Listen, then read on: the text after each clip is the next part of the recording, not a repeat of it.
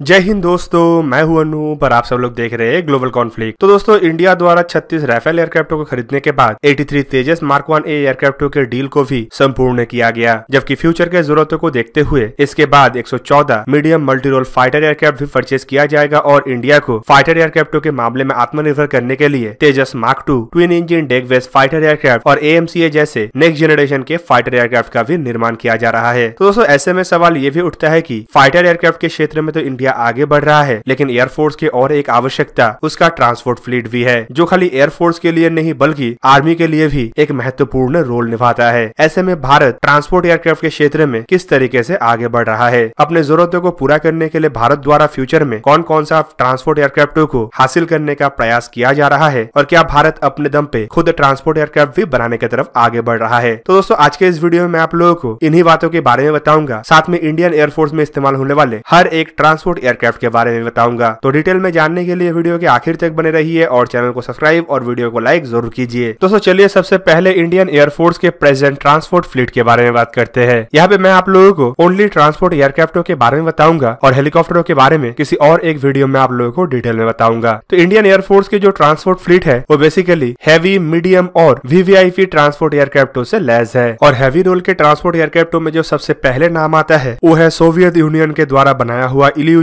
IL-76 का। दोस्तों, ये एक स्ट्रेटेजिक एयरलिफ्टर है और ये भारी भरकम इक्विपमेंटों को लेके उड़ान भर सकता है। इंडियन एयरफोर्स के पास ऐसे 17 एयरक्राफ्ट है और दोस्तों, आपको जान के हैरानी होगा कि ये एयरक्राफ्ट एक बार में 48 टन से 52 टन के इक्विपमेंटों को लेके उड़ान भर सकता है। ऐसे ही स्ट्रेटेजिक एयरलिफ्टर में दूसरे नंबर पे नाम आता है हाल ही में अमेरिका से हासिल किया हुआ बोइंग C-17 ग्लोबमास्टर 3 का। इंडिया के पास टोटल ऐसा 11 एयरक्राफ्ट है और दोस्तों, ये एयरक्राफ्ट एक बार में 77.5 टन के कार्गो को लेके उड़ान भर सकता है, जबकि इसके अलावा अगर ट्रूप्स कैपेसिटी को देखे तो ये 102 पैराट्रूपर्स या फिर 134 ट्रूप्स को लेके उड़ान भर सकता है। दोस्तों, तीसरे नंबर पे भी अमेरिका से हासिल किया हुआ एक एयरक्राफ्ट का नाम आता है और ये है C-130J super Hercules. Indian air force के पास ऐसा टोटल 12 एयरक्राफ्ट है और ये एक टैक्टिकल एयरलिफ्टर है। दोस्तों, इस एयरक्राफ्ट का कैपेसिटी करीबन 19,000 किलोग्राम है, जबकि ट्रूप ट्रांसपोर्ट के मामले में ये करीबन 92 पैसेंजर या फिर 64 एयरबोर्न ट्रूप्स को लेके उड़ान भर सकता है। दोस्तों, नेक्स्ट नाम आता है यूक्रेन निर्मित एंटोनोव AN-32 का। इंडियन एयरफोर्स के पास ऐसा करीबन 104 एयरक्राफ्ट है और दोस्तों, ये एयरक्राफ्ट 6,700 किलोग्राम के पेलोड क्षमता वाला एयरक्राफ्ट है, जबकि इसके अलावा ये 42 ट्रूप्स या फिर 50 नॉर्मल पैसेंजरों को लेके उड़ान भर सकता है। दोस्तों, नेक्स्ट नाम आता है यूनाइटेड किंगडम द्वारा निर्मित हॉकर सिडली HS-748 का।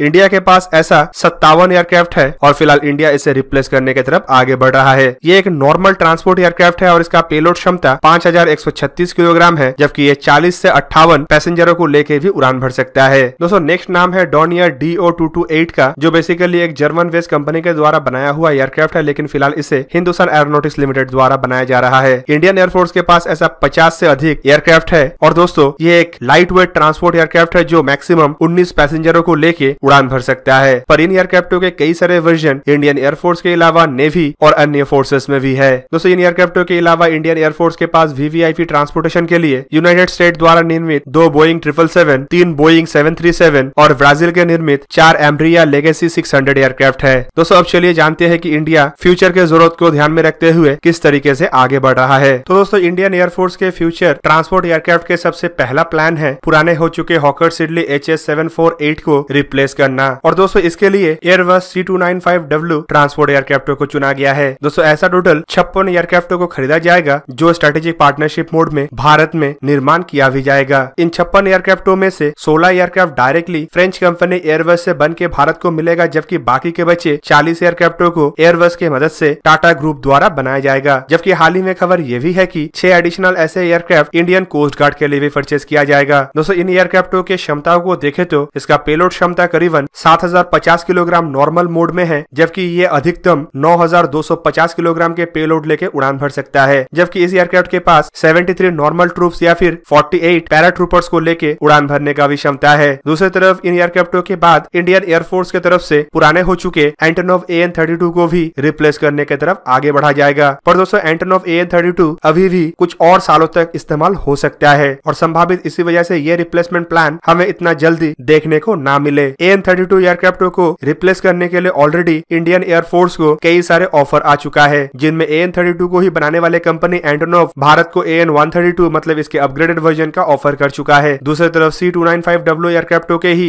डील को ही एक्सटेंड करके इसका इस्तेमाल AN-32 को रिप्लेस करने के लिए भी किया जा सकता है। जबकि हाल ही में एरो इंडिया के दरमियान रशिया की तरफ से भी इशारों में इल्यूजन IL-112 एयरक्राफ्ट 2 का पेशकश किया गया। दोस्तों AN-32 और C-295W एयरक्राफ्टों के क्षमता के बारे में आप लोगों को मैं पहले ही बता चुका हूँ। अब चलिए जानते हैं कि बाकी जो दो एयरक्राफ्टों के बाद AN-32 के रिप्लेसमेंट प्लान के लिए उठाया जा रहा है उनका क्या क्षमता है। इनमें सबसे पहले आता है AN-132। दोस्तों AN-132 के कैपेसिटी करीबन 9200 किलोग्राम का है और ये 75 ट्रूप्स को लेकर उड़ान भर सकता है। जबकि इसके बाद नाम आता है इल्यूजन IL-112 का। दोस्तों इसके बारे में पहली बार बातचीत एरो इंडिया 2021 के दरमियान हुआ था। इन एयरक्राफ्टों के कैपेसिटी को देखे तो ये एक लाइट कैटेगरी के ट्रांसपोर्ट एयरक्राफ्ट है जो 5000 किलोग्राम के पेलोड को लेकर उड़ान भर सकता है, साथ में जरूरत पड़ने पे 44 ट्रूप्स को लेकर भी उड़ान भर सकता है। जबकि एरो इंडिया 2021 के दरमियान और एक एयरक्राफ्ट के बारे में भी सुनने को मिला था और संभावित यूक्रेन इस एयरक्राफ्ट को भी भारत को बेचने के लिए ऑफर कर रहा है। दोस्तों ये एयरक्राफ्ट है एंटोनोव AN-178। दोस्तों ये एयरक्राफ्ट ऑफर के मुताबिक बाकी एयरक्राफ्टों की तुलना में ज्यादा पेलोड कैरी कर सकता है। इसका क्षमता करीबन 15 से 18 टन मतलब 15,000 किलोग्राम से लेकर 18,000 किलोग्राम तक है।